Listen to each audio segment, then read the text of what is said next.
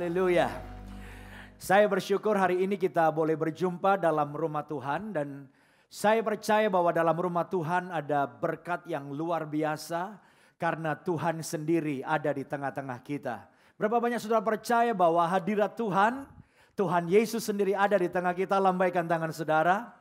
Wow, semua percaya Tuhan ada di tengah kita, amin. Kalau Tuhan ada di tengah kita, sesuatu yang besar pasti terjadi. Saya percaya yang sakit akan disembuhkan, yang terikat dilepaskan, yang datang dengan beban dan persoalan, kita akan pulang dengan kemenangan. Karena Tuhan pasti melawat setiap kita. Sekali lagi yang percaya katakan amin. Kita berikan kemuliaan bagi Tuhan. Haleluya. Saudara-saudara, sepanjang bulan Februari ini, seperti yang kita tahu, kita akan membahas tentang cinta. Tema besar kita adalah All About Love. Dan hari ini, saudara-saudara, kita akan membahas satu topik khusus yang berjudul Tangkap Rubah-rubah Kecil. Ya, yang dimaksud dengan rubah-rubah kecil adalah binatang kecil yang biasanya ada di taman atau di kebun. Dan binatang ini punya potensi walaupun kecil untuk merusak taman atau merusak kebun anggur, saudara-saudara. Dan ini yang perlu kita tangkap supaya tidak merusak kehidupan setiap kita. Mari kita melihat bersama-sama dalam kitab Kidung Agung pasal yang kedua. Ayat yang ke-12 sampai dengan yang ke-15.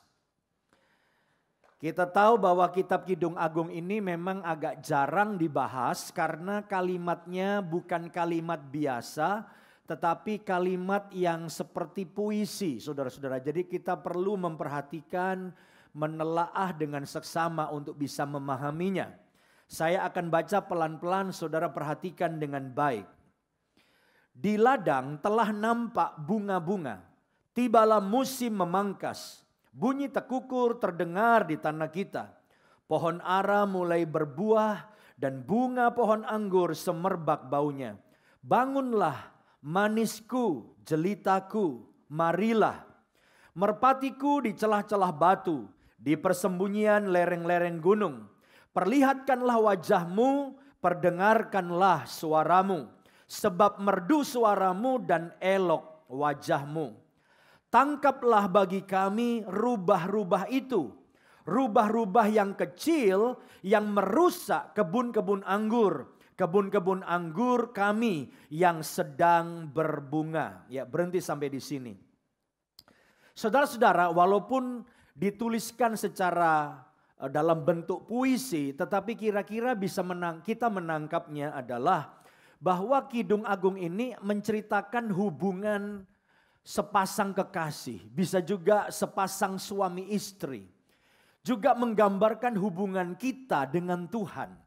Nah, di sini digambarkan bahwa pernikahan itu atau hubungan suami istri sebagai sepasang kekasih itu sebagai ladang bunga atau digambarkan sebagai kebun anggur yang penuh dengan bunga, yang penuh dengan cinta.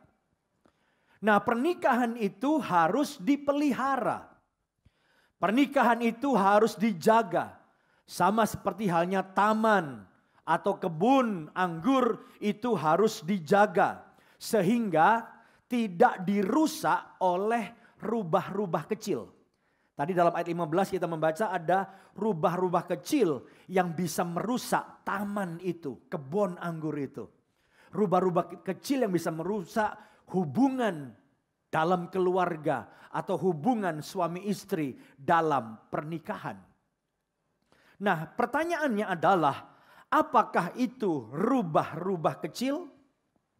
Tentunya karena ini perumpamaan perlu kita mengartikannya. Yang dimaksud dengan rubah-rubah kecil ini mungkin dalam pernikahan saudara, dalam hubungan suami istri, dalam keluarga, itu sesuatu yang kita anggap kecil. Tetapi mengganggu hubungan. Dan inilah yang perlu ditangkap, dijinakkan sebelum berubah menjadi masalah yang besar. Contohnya, apa tuh rubah-rubah kecil dalam pernikahan kita? Bisa jadi dalam bentuk yang namanya masa bodoh atau tidak peduli. Ini sepertinya rubah kecil, hal kecil. Suami pulang dari kantor, istri cuek. Ya. Atau sebaliknya istri pulang dari belanja, suami cuek, cuma baca koran aja. Kelihatannya kecil saudaraku.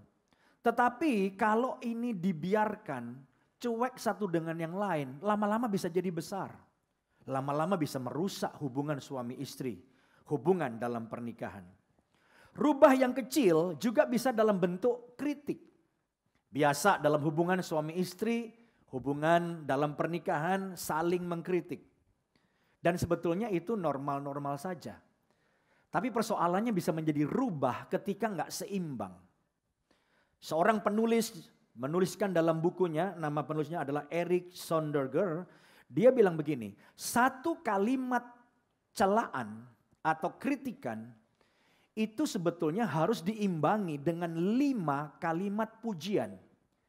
Jadi kritik itu 1 berbanding 5 pujian. Cuma kebanyakan kita kan hanya mengkritik. Suami kritik istrinya lah, ya, yang katanya udah nggak seperti dulu bodinya. Saya lihat kamu sekarang kok gemuk, ya, nggak secantik dulu, ya jelas anak udah 3, saudara, ya. Nah, kritikan seperti itu seringkali kalau nggak diimbangi dengan pujian, 1 kritikan berapa tadi? 5. Lama-lama saudaraku bisa jadi rubah kecil itu. Dan akhirnya bisa menimbulkan masalah di dalam pernikahan kita. Atau juga rubah kecil dalam bentuk sikap dan perilaku yang kasar.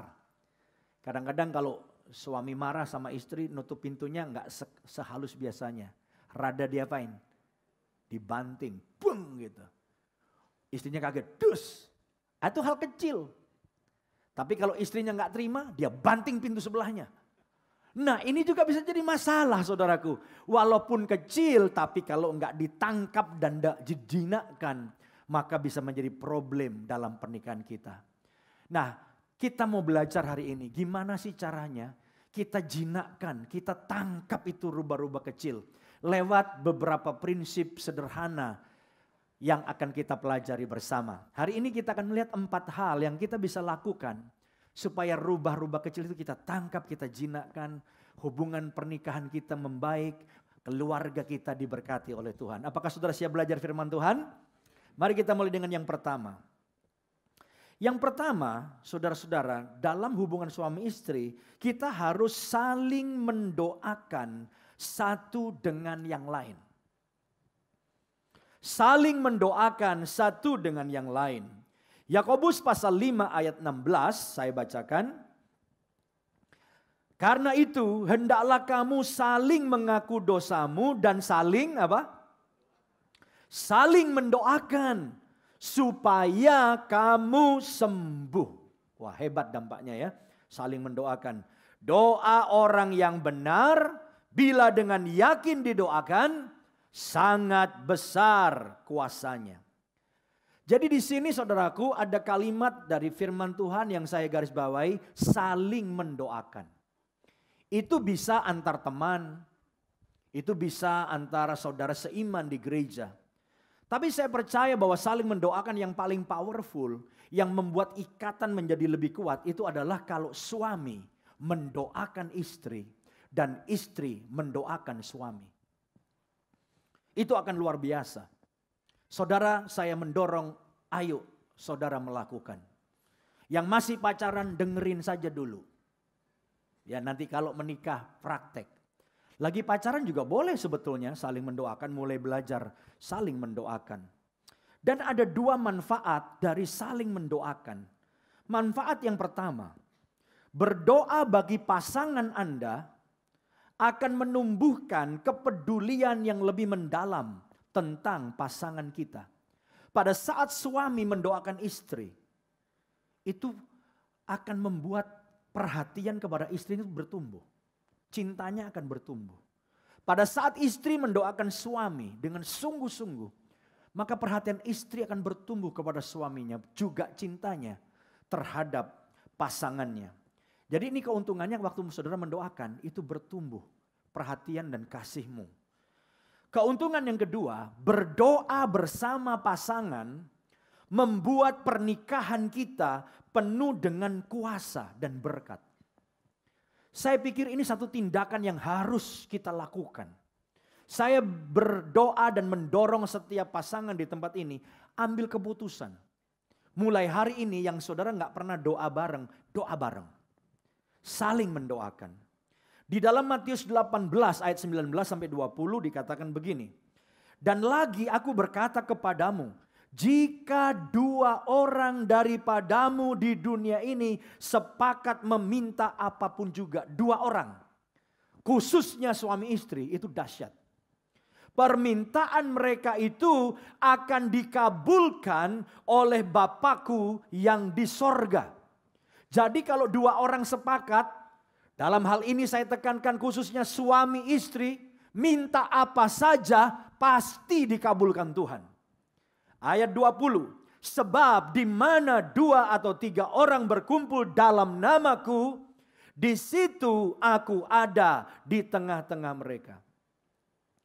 Jadi dampaknya itu dahsyat saudara. Pada saat suami istri saling mendoakan, di situ Tuhan hadir dan Tuhan mencurahkan berkatnya dan kuasanya bagi setiap kita.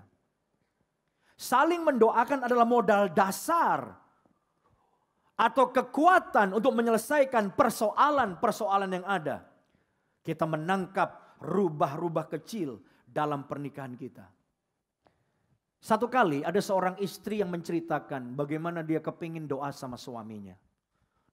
Dia ajak. Dan biasanya yang agak segen doa bareng itu siapa saudara? Kalau suami istri. Biasanya siapa? Suami. Oke, biasanya suami. Ada sih istri tapi jarang ya. Kebanyakan suami. Apalagi kalau istri mulai pegang tangan suami. Jangan pegang-pegang, geli. Gitu saudaraku. Memang kalau nggak biasa pegangan tangan doa walaupun suami istri geli.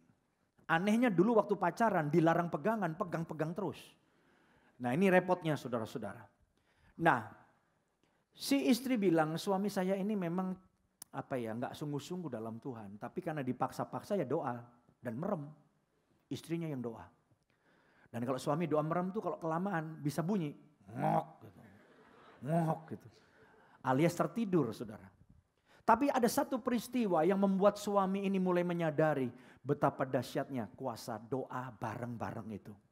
Satu kali sang suami saudaraku naik mobil dengan kecepatan tinggi saudara. Si suami mengendarai mobilnya dan tiba-tiba teleponnya itu terima WhatsApp. Dan biasanya kalau terima WhatsApp nyala gitu ya. Dan itu mengganggu si suami yang lagi nyetir dengan kecepatan tinggi. Lalu si suami noleh pengen lihat. Nah ini bahaya, hati-hati kalau lagi nyetir dengan kecepatan tinggi. Jangan sekali-kali terpancing lihat handphone. Begitu dia lihat handphonenya, WhatsAppnya, kalimat pertamanya itu mungkin agak menarik perhatian. Jadi dia begitu lihat, kecantol cuma 2 detik, dia baca dulu. Kecepatan tinggi. Begitu dia berbalik lagi saudara, dia kaget karena di depannya udah ada truk. Itu truk ternyata ngerem mendadak. Ini dalam tol. Si suami begitu kaget. Tapi karena tiap pagi doa bareng istrinya dan istrinya selalu berkata, Yesus tolong, Yesus tolong. Maka sang suami hanya ingat kata Yesus tolong. Jadi dia berteriak, Yesus tolong. Trit. Saudara tahu itu mobil melintir, wang muter saudaraku. Hampir terguling tapi nggak jadi, akhirnya malah landingnya tuh di samping bahu jalan. Dan dia tidak mengalami apapun saudaraku. Nah di situ dia punya pengalaman, dia waktu keringat dingin keluar. Ini cerita kesaksian hidup saudaraku. Dia langsung ingat, aduh Tuhan terima kasih. Tadi pagi istri saya pegang tangan saya. Dan istri saya mendoakan saya. Oh Tuhan, lindungilah suamiku. Kemanapun dia pergi, dimanapun dia berada, Tuhan menjaga, Tuhan melindungi.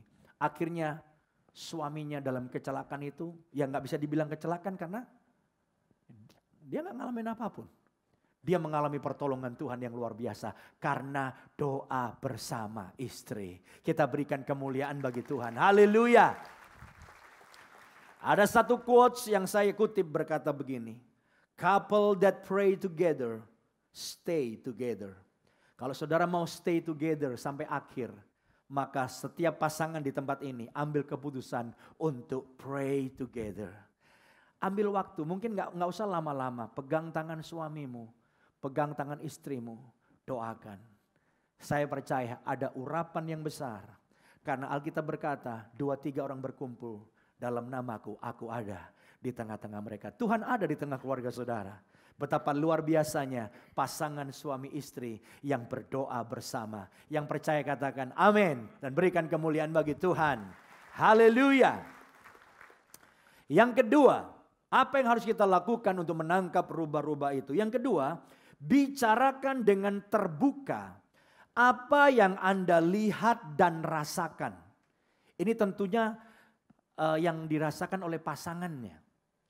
Apa yang dilihat oleh suami, apa yang dirasakan oleh suami.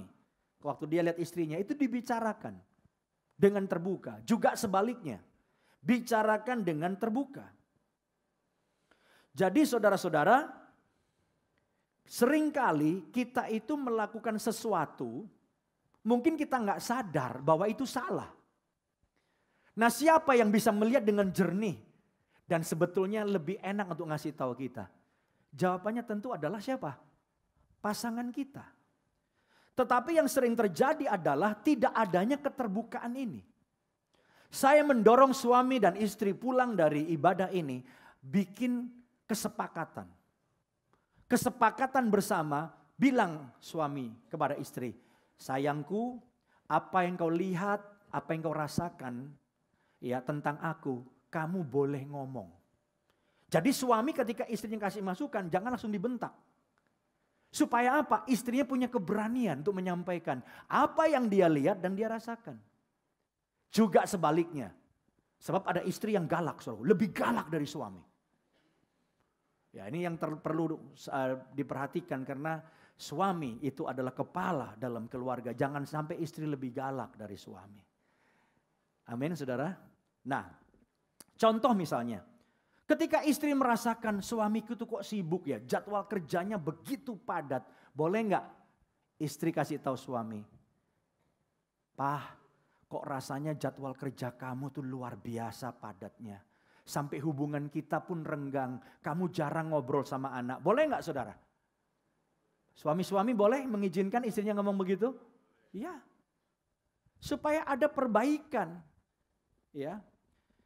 Karena seringkali saudara-saudara, kalau tidak ada keterbukaan seperti ini, nggak ada keberanian, maka seringkali terjadi kesalahpahaman. Istri juga boleh memberitahu ketika suaminya pulang dan bawa kerjaan begitu banyak. Bawa laptopnya sampai duduk di ruang keluarga, laptopan kerja. Ayo Pah makan, tapi dibawa juga laptopnya. Ya, piring makanan di sini sambil makan, kerja lagi, makan, kerja lagi. Akhirnya saudaraku, si istri kan punya perasaan gak enak. Apa yang dia lihat juga gak enak. Inilah yang harus kasih kesempatan untuk disampaikan. Nah, jadilah orang bijak. Mendengar bukan cari kesalahan, namun mencari solusi. Mencari pengetahuannya apa untuk diselesaikan. Amsal 18 ayat 15 berkata, hati orang berpengertian, kalau saudara punya pengertian, memperoleh pengetahuan atau solusi. Dan telinga orang bijak, kalau saudara bijak, menuntut pengetahuan. Ini juga solusi maksudnya. Ya. Jadi penting kita membicarakan dengan terbuka sehingga timbul pengertian bersama. Dan kalau suami istri punya pengertian bersama dengan baik akan menghasilkan solusi yang baik. Saya mengutip firman Tuhan dari Amsal 13 ayat 15. Dalam bahasa Inggrisnya dikatakan begini. Good understanding produces favor. Yang kalau saya terjemahkan dengan terjemahan bebas kira-kira pengertian yang baik akan menghasilkan apa saudara? Kebaikan. Saudara mau hubungan suami istri saudara menghasilkan kebaikan? Amin. Hubungan saudara menghasilkan kebaikan kalau pengertian saudara satu dengan yang lain itu baik. Dan itu bisa terjadi kalau masing-masing bisa mengutarakan. Jadi tolong jangan ada yang diumpetin. Tolong jangan ada yang ditahan. Kalau apa yang saudara rasakan, saudara lihat, saling dibicarakan. Kalau muncul pengertian bersama yang baik, suami dan istri akan menghasilkan kebaikan. Maka hubungan saudara, suami istri seperti taman yang berbunga. Dan rubah-rubahnya kita tangkap, salah pengertian kita tangkap. Ya, dan kita bertumbuh menjadi pernikahan yang bahagia. Yang setuju katakan amin. Setelah kita berikan kemuliaan bagi Tuhan. Haleluya. Yang ketiga, apa yang harus kita lakukan untuk menangkap rubah-rubah kecil itu? Yang ketiga adalah kita harus saling mengampuni satu dengan yang lain. Saling mengampuni satu dengan yang lain. Saudara-saudara, pernikahan adalah proses dua pribadi yang tidak sempurna. Suami tidak sempurna, istri tidak sempurna. Untuk bisa saling menerima. Dan ini tidak mudah. Itu sebabnya saling mengakui kesalahan dan saling memaafkan adalah hal yang sangat penting dalam pernikahan yang sehat. Apa itu mengampuni? Mengampuni adalah memaafkan dan melupakan. Tidak menyimpan kesalahan pasangan kita. Jadi kalau saudara ngampunin itu artinya saudara memaafkan dan melupakan. Kadang-kadang kita bilang sama suami kita, saya ampuni kamu. Kata istrinya. Tapi gua inget-inget seumur hidup. Nah itu bukan ngampuni saudara. Kalau ngampuni itu melupakan. Dan ini adalah sebuah keputusan. Karena apa? Karena saya yakin. Nanti saya cek benar apa enggak. Di sini semua suami pasti pernah mengalami yang namanya terluka. Setuju enggak? Atas mungkin perlakuan atau perkataan istri. Sebaliknya di sini juga pasti istri-istri pernah mengalami terluka. Karena perlakuan suami. Jujur saya mau tanya, siapa di sini suami yang pernah terluka karena istrinya? Tolong istri jangan senggol-senggol ya. Saya mau tanya supaya jawabannya real ini ya, bukan di bawah tekanan. Ya, siapa di sini suami yang pernah terluka karena perbuatan istri? Saya angkat tangan dulu. Saya suami yang terluka karena perbuatan istri saya. Oke, nggak angkat tangan nggak apa-apa. Saya anggap saudara takut sama istri ya. Oke, siapa di sini istri jujur? Saudara pernah terluka karena perlakuan suami? Angkat tangan. Istri yang belum nikah jangan angkat tangan. Itu pacar baru ya. Oke, saudara angkat tangan, nggak angkat tangan saya anggap saudara pasti pernah terluka. Kenapa? Karena pasangan kita nggak sempurna. Dan saudara cuma punya dua pilihan. Saya simpen atau saya ampuni dan saya lupakan. Kalau saya simpen, apa dampaknya? Apakah menguntungkan atau merugikan? Kalau simpen. Saudara dimaki sama pasangan saudara. Goblok lo. Saudara simpen goblok. Monyet lu. Saudara simpen monyet. Babi lu. Saudara simpen babi. Akhirnya ada monyet, ada babi. Dan kita jadi kebun binatang. Saya mau tanya, simpen salah dari pasangan kita, untung apa rugi? Nggak ada untungnya. Jadi saya dorong setiap saudara, kalau saudara mau punya pernikahan yang seperti taman yang penuh dengan bunga. Saudara mau bunuh itu, saudara tangkap itu rubah-rubah kecil. Itu kebencian, dendam, kepahitan, itu kayak rubah-rubah. Awalnya saudara pikir saya simpen dengan berjalannya waktu akan hilang, nggak hilang. Yang namanya sakit hati disimpan nggak akan hilang dengan berjalannya waktu, itu akan terus saudara. Ada satu pasangan, ini pasangan masa lalu tapi ini orang terkenal namanya Leo Tolstoy dengan istrinya namanya Sofia. Nah, itu fotonya memang ini adalah tokoh dari tahun 1900-an ya saudara. Dia seorang penyair dari Rusia. Dia sangat terkenal dengan banyak gerakan-gerakan sosialnya saudara. Pada waktu dia menikah, si Leo menikahi Sofia, saudara-saudara. Leo ini mau memulai babak baru. Jadi dia kasih buku hariannya, kasih ke Sofia. Jadi pada hari mereka menikah, saudaraku, Sofia itu dikasih buku hariannya si Leo. Isinya perselingkuhan, skandal, karena Leo ini luar biasa kasus percintaannya. Saudara tahu, sejak Sofia membaca kisah cintanya yang gila-gilaan dari suaminya yang namanya Leo Tolstoy ini, sejak hari itu dia tidak pernah bisa mengampuni suaminya.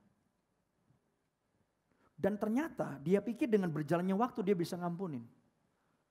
Tapi 50 tahun kemudian, bahkan terus sampai waktu umur 80 tahun. Dia bilang apa? Sejak hari pertama aku menikah sampai aku setua ini, aku gak bahagia.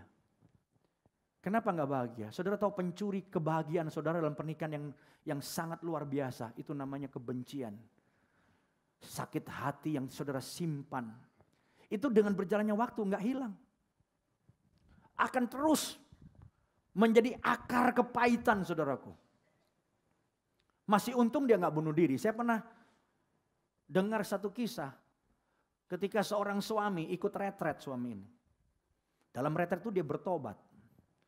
Nah lalu disebutkan bahwa si suami ini pulang ke rumah, dia tuh mau ngaku dengan jujur sama istrinya dosa-dosanya. Pak, Mah, aku udah pulang retret, aku bertobat, aku ngaku dengan jujur.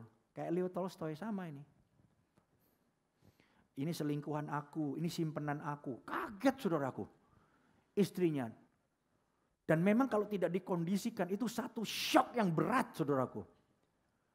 Dan istrinya gak bisa ngampuni dia saudara. Seminggu kemudian satu kisah yang sangat menyedihkan karena istrinya ini gak tahan lagi. Waktu kereta lewat dia nyebrang, ditabrak kereta saudaraku. Dan mati di tempat dengan tubuh yang tercabik-cabik. Kenapa? Gak bisa ngampuni.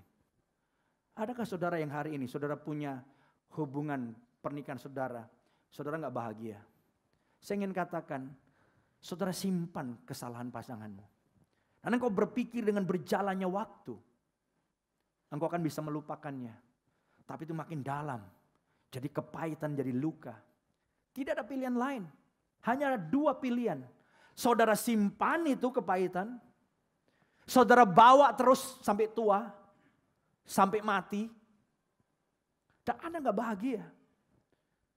Atau saudara mau mengambil keputusan. Aku mau mengampuni. Aku mau lepaskan. Aku mau lupakan kesalahan pasanganku. Dan aku mau menerima berkat dan sukacita dari Tuhan. Saya berharap, pilihlah, ampuni pasanganmu. Terima sukacita dari Tuhan. Terima pemulihan dari Tuhan. Yang setuju katakan amin. Berikan kemuliaan bagi Tuhan. Haleluya.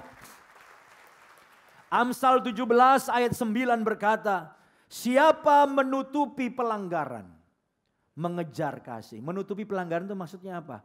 Enggak lagi membahasnya, enggak lagi saudara pengen ngomongin tapi saudara belajar ngampuni melupakan. Itu mengejar kasih. Saudara akan bertumbuh dalam kasih.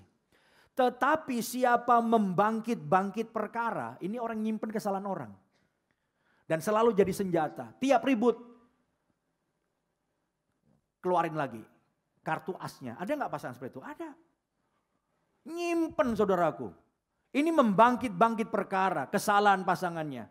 Menceraikan sahabat yang karib. Jangan membangkit-bangkit kesalahan pasanganmu. Mengampuni artinya melupakan. Jangan pernah disebut-sebut lagi. Dan percayalah hubunganmu suami istri pasti diberkati dan dipulihkan oleh Tuhan. Yang percaya katakan amin. Dan berikan kemuliaan bagi Tuhan. Haleluya. Jadi ini yang ketiga dan saya mendorong hari ini. Siapapun saudara dalam ruangan ini. Kalau saudara ada kebencian, luka, kepahitan dalam hatimu tentang pasanganmu.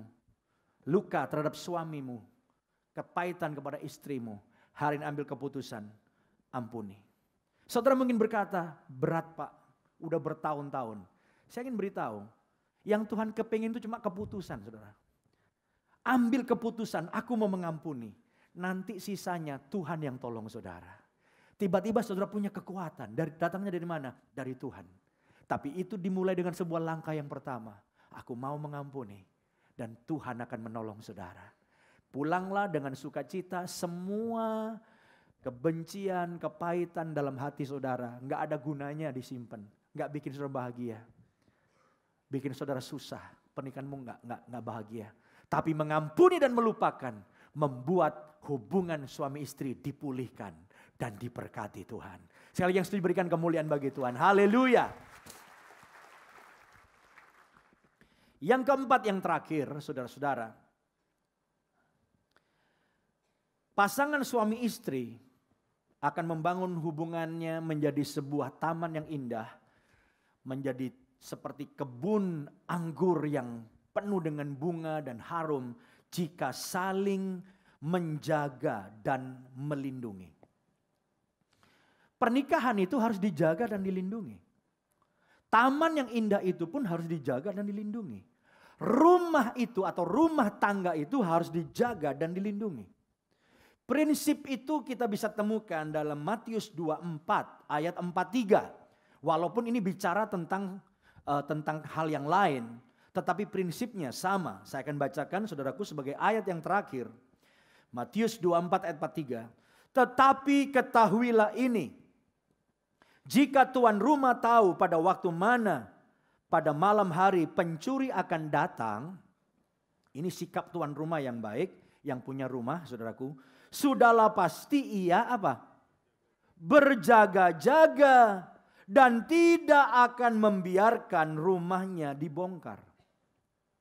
Jadi sikap tuan rumah di sini adalah apa? Menjaga rumahnya tidak dibongkar. Sama juga dengan rumah tangga kita.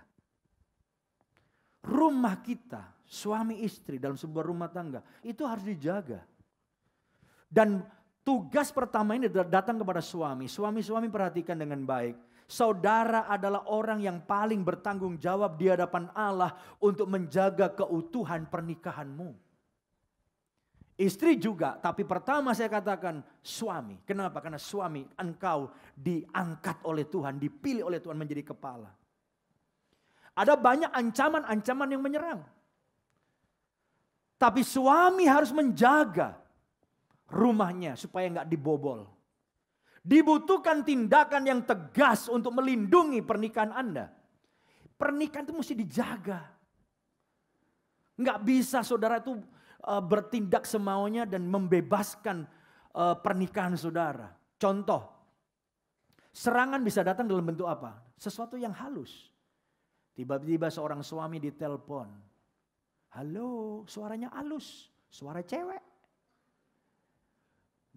Aku dengar kamu sekarang hebat ya, udah jadi direktur, punya perusahaan. Wah, mulai cerita yang muji-muji. Saudara nggak kenal, kamu siapa? Udah ngomong 5 menit masih belum tahu kamu siapa. Masa nggak kenal suara saya? Aku ini si Susi misalnya. Oh Susi. Ternyata Susi itu mantan. Mantan pacar 5 tahun. Bagaimana ketika suami mendapat telepon dari mantan? Sinyal-sinyal mau dimasukin pencuri mulai nongol. Saudara mesti tegas bilang. Ketika dia ngajak ketemu ya. Ya di mana? Yang kita bisa private. Waduh bahaya. Private. Yang kita berdua aja. Itu saudara mesti sinyalnya mulai nyala itu. Jaga rumah saudara, jangan dibobol. Nanti kalau ketemu berdua private. Bisa terjadi CLBK kan. Cinta lama bersemi kembali katanya. CLBK bisa cinta lama belum kelar. Mau dikelarin sekarang. Nah ini hati-hati kenapa? Sekarang banyak kan pertemuan-pertemuan tak terduga. Misalnya acara reuni. Hati-hati itu reuni. Reuni itu ajang pembuktian diri. Dulunya culun saudaraku, sekarang tiba-tiba waktu reuni bawa mobil Mercy atau Bentley. Ya semua bisa, kalau cuma sehari doang kan bisa sewa saudaraku. Tapi penampilan mengagumkan dengan semua aksesorisnya. Semua cincin bisa sewa, baju bisa sewa, mobil bisa sewa. Yang penting apa? Keren. Mulai menukar handphone. janji ketemu. Ini harus dijaga. Jadi godaan-godaan serangan seperti ini kalau saudara nggak menjaga, bahaya. Sekarang istri, karena ini beda-beda ya, serangannya beda. Kalau suami itu biasanya serangannya model begitu tuh. Tapi kalau istri apa? Sekarang istri itu iklan-iklan dan lain sebagainya itu kan menyerang pertama kepada wanita. Berapa banyak suami yang diketemukan pingsan di rumah? Kenapa? Istrinya belanja online terus. Jadi tiap hari kiriman datang, suami yang terima. Akhirnya pingsan suaminya, saudaraku. Pingsan bukan karena apa? Siapa yang bayar? Istri harus menjaga rumah tangganya, jangan sampai dibobol. Hati-hati. Menurut data, saudaraku, penyebab perceraian terbesar abad ini, itu bukan perselingkuhan. Penyebab perceraian terbesar abad ini adalah karena masalah keuangan. Masalah keuangan ini sangat sensitif. Kita mesti jaga keluarga kita. Jangan sampai mengalami kekurangan keuangan. Jangan sampai mengalami cash flow-nya macet dan lain sebagainya. Kita mesti atur. Intinya dengan kata lain, suami pertama harus jaga rumah tangganya. Istri pun jangan lupa Anda mensupport suami. Jadi dua-duanya menjaga. Saya percaya kalau keluarga kita dijaga, taman pernikahan kita tetap harum. Rubah-rubah kecil tidak akan mampu untuk merusaknya. Saya berdoa, setiap saudara keluarganya, hubungan suami istrinya menjadi hubungan yang indah. Ayo kita tangkap rubah-rubah kecil. Jangan anggap sepele. Ya, kita mau supaya hubungan suami istri, keluarga kita menjadi keluarga yang harmonis, hubungannya meningkat, makin mengasihi satu dengan yang lain, dan berkat Tuhan turun dalam keluarga kita. Yang setuju katakan amin, dan berikan kemuliaan bagi Tuhan.